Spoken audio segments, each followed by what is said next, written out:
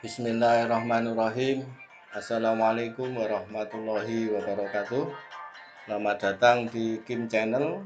Kimia itu mudah. Salam sehat, salam bahagia. Pada video kali ini kita akan belajar tentang reaksi redoks dan elektrokimia. Selamat belajar, sukses selalu.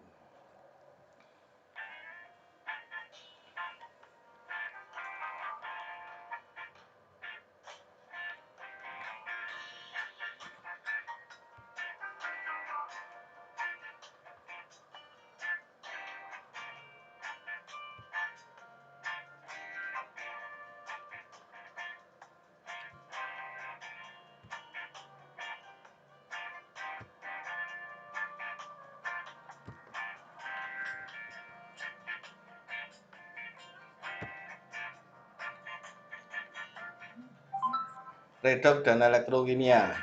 Kita perhatikan pada peta konsep ada keterkaitan antara reaksi redoks dengan elektrokimia. Reaksi redoks ini yang rumit bisa diselesaikan dengan dua cara, yaitu cara setengah reaksi dan cara bilangan oksidasi. Kita ingat di kelas 10 sudah mempelajari tentang redoks dan bilangan oksidasi. Nanti akan kita ingatkan kembali. Kemudian elektrokimia, sel elektrokimia.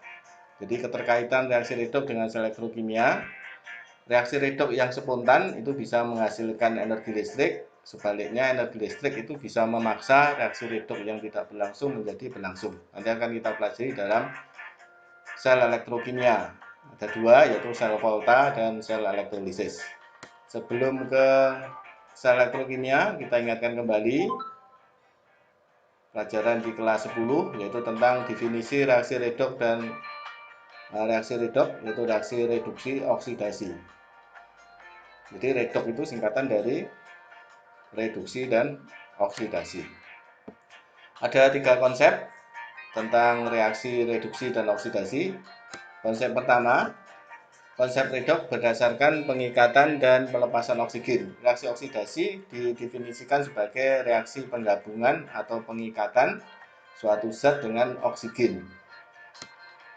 Kita lihat contohnya, C bereaksi dengan O2 menghasilkan CO2, artinya C mengikat oksigen menjadi CO2. Ini disebut dengan reaksi oksidasi. Kemudian contoh yang kedua, 4Fe bereaksi dengan 3O2 menghasilkan 2Fe2O3.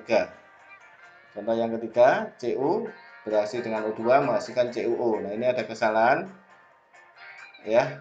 Jadi yang betul mestinya di Cu ada koefisien 2, 2Cu bereaksi dengan O2 menghasilkan ini koefisiennya 2, 2CuO. Gitu ya.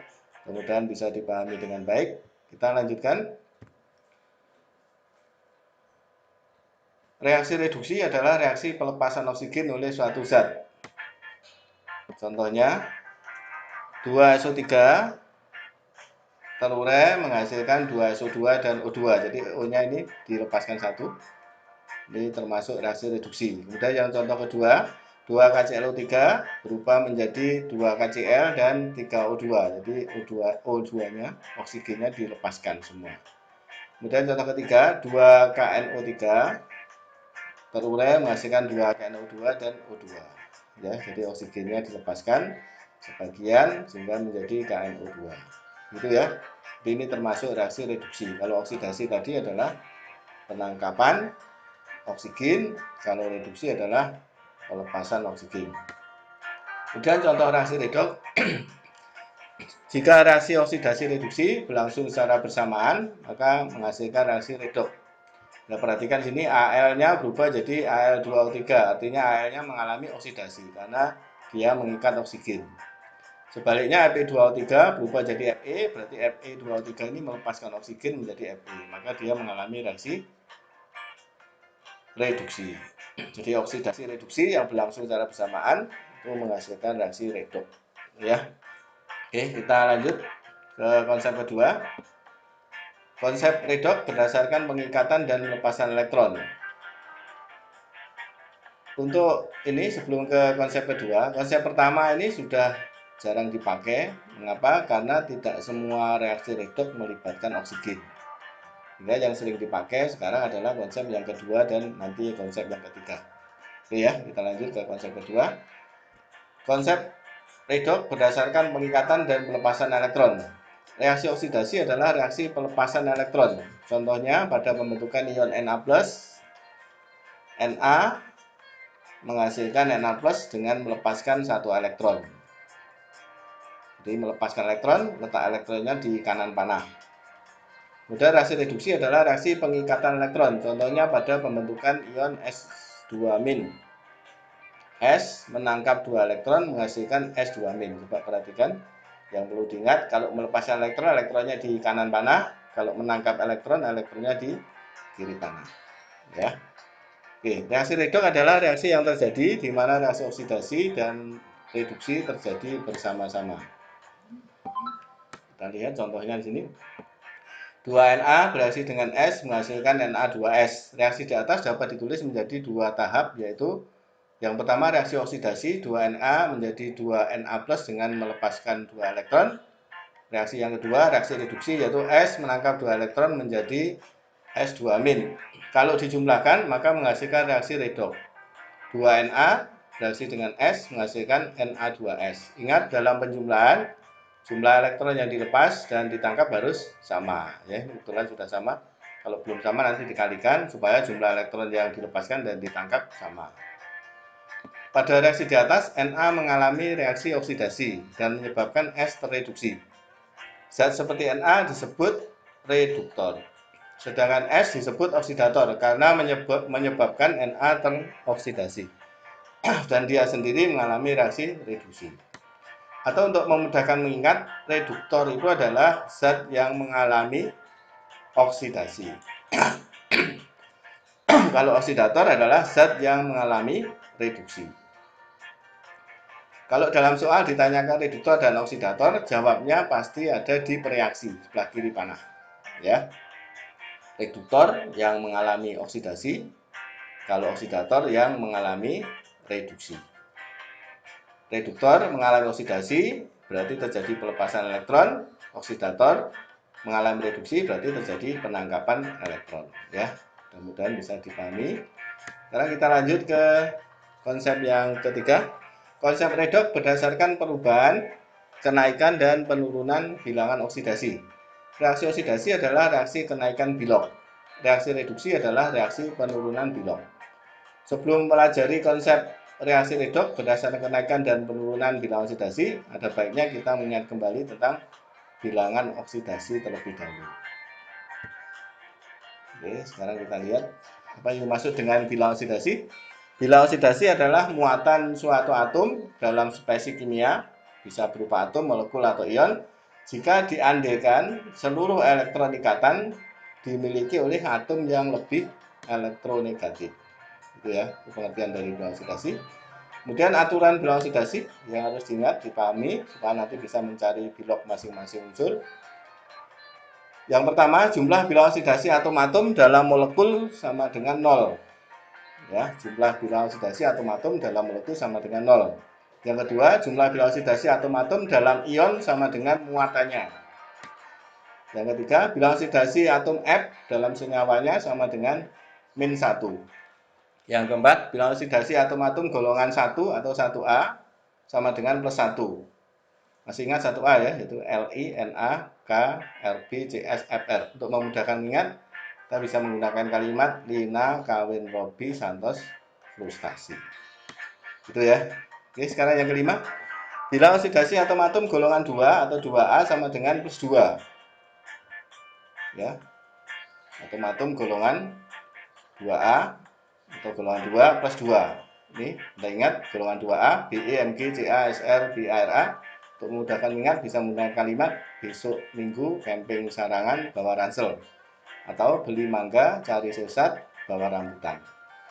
Yang keenam, bilangan oksidasi H dalam senyawanya sama dengan +1. Yang ketujuh, bilangan oksidasi O dalam senyawanya sama dengan -2. Kemudian catatannya yang perlu diingat, diperhatikan. Catatannya adalah yang disebut terdahulu memiliki kekuatan yang lebih besar. Jadi yang paling kuat aturan ini adalah yang nomor 1. Nomor 1 lebih kuat dari nomor 2, nomor 2 lebih kuat dari nomor 3, dan yang paling lemah adalah aturan yang ke-7. Itu ya. Jadi misalkan peraturan nomor 1 dengan nomor 2 ada dalam satu molekul, maka yang kita utamakan adalah peraturan yang nomor 1 dulu. Karena nomor 1 lebih kuat dari nomor 2 dan seterusnya. Itu ya, ingat-ingat ini dipahami karena nanti akan kita gunakan bilangan oksidasi itu dalam penyetaraan reaksi redoks yang rumit. Salah satunya dengan cara bilangan oksidasi. Sekarang contoh soalnya. Tentukan bilangan oksidasi dari O dalam O2, kemudian yang B Fe dalam Fe3+, yang C S dalam H2SO4, D Cr dalam Cr2O72-, dan yang E Fe dalam FeCl3. Sekarang kita lihat jawabannya, cara penyelesaiannya. Bilang O dalam O2 adalah 0 sesuai dengan aturan 1. Ya, aturan 1 tadi mengatakan bahwa bilangan oksidasi atom-atom dalam molekul sama dengan 0. Kemudian yang B, bilog Fe dalam Fe3+ adalah plus 3, sesuai aturan 2. Ingat aturan 2 tadi, bilangan oksidasi atom-atom dalam ion sama dengan muatannya. Itu ya. Oke, sekarang yang C, S dalam H2SO4. Ingat dalam aturan bilog tadi, H itu plus 1 dan O-nya adalah min 2. Berarti S-nya bisa kita cari. Caranya Anda perhatikan ini. Jumlah atom H 2, berarti 2H ditambah S-nya 1, ditambah S, ditambah O-nya 4, 4O sama dengan 0. Hanya plus 1 berarti 2 kali plus 1 plus S plus 4 dikali min 2, O-nya min 2 sama dengan 0. Plus 2 plus S min 8 sama dengan 0. S min 6 sama dengan 0. Berarti S-nya sama dengan plus 6. Gitu ya. Terus yang D, Cr dalam Cr2O72-. Ingat O-nya adalah min 2. Berarti Cr-nya sebanyak 2, O-nya sebanyak 7. Jadi 2Cr plus 7O sama dengan min 2. 2Cr plus 7 min 2 sama dengan min 2. Ya, 2Cr plus 7 dikali min 2 sama dengan min 2. Oke, kita lanjutkan. Ini 2Cr min 14 sama dengan min 2. 2Cr sama dengan min 2, ini pindah ruas, plus 14 sama dengan plus 12. Cr sama dengan plus 12 dibagi 2 sama dengan plus 6. Kemudian yang kelima, yang E, Fe dalam FeCl3. Ingat Fe tadi dalam aturan bilog tidak ada, Cl juga tidak ada. Untuk mencari bilog bagaimana caranya? Bisa melalui reaksi ionisasi.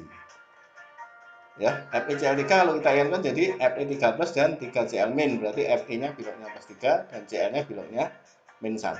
Ya, bilog ion sama dengan muatannya. Oke ya, bisa dipahami. Kemudian untuk uji kompetensi, silahkan nanti bisa Anda lihat di link ini. Kemudian kalau ada yang belum paham, ada kesulitan, silakan bisa ditanyakan di kolom komentar. Jangan lupa untuk selalu like, subscribe, and share. Terima kasih, semoga barokah. Oke, untuk hari ini hanya ini yang bisa saya sampaikan. Terima kasih atas segala perhatian. Mohon maaf atas segala kekurangan. Wassalamualaikum warahmatullahi wabarakatuh.